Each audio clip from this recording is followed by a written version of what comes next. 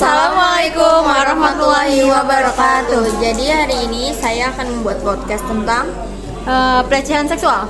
Jadi saya narasumber Angel Handoyo Putri dengan Saya Deata Syarani.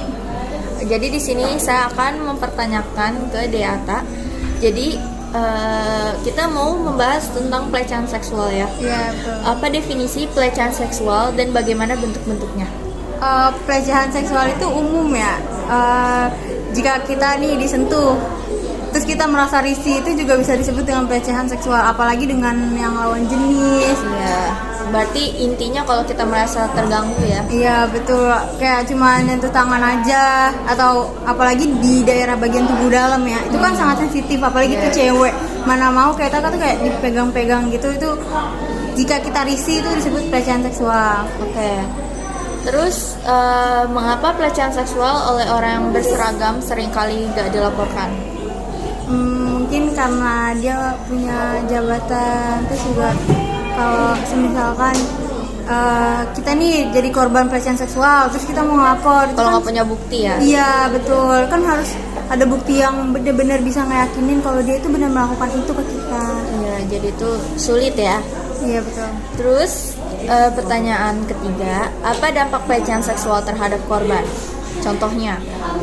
Dampaknya tuh kalau kita nih ngerasain pelecehan seksual, kita bakal trauma, kita takut, kita jadi kayak sering ngurung diri gitu loh, Jal.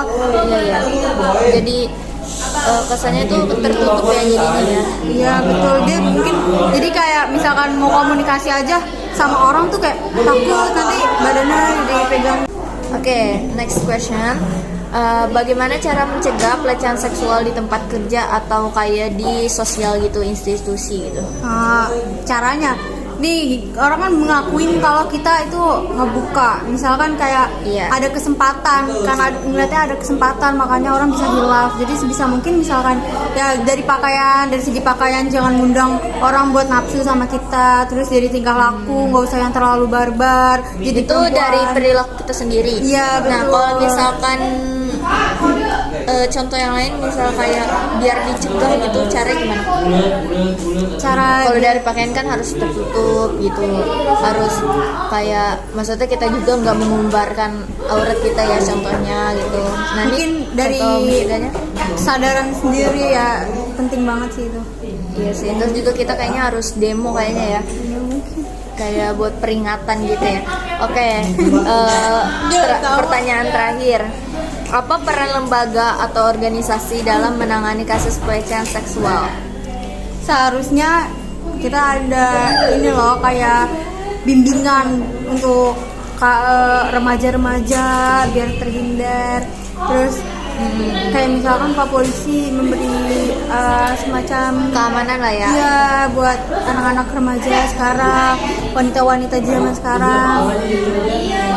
Jadi itu jawaban Deata ini cukup memperjelas kita semua agar kita terhindar dari pelecehan seksual dari orang-orang yang berseragam maupun yang tidak berseragam. Jadi untuk kita para wanita agar selalu menjaga diri, menjaga kehormatan kita agar terhindar dari pelecehan seksual. Saya Angel Handoyo Putri sebagai narasumber dan saya Deata Syarani mengucapkan terima kasih dan sampai jumpa.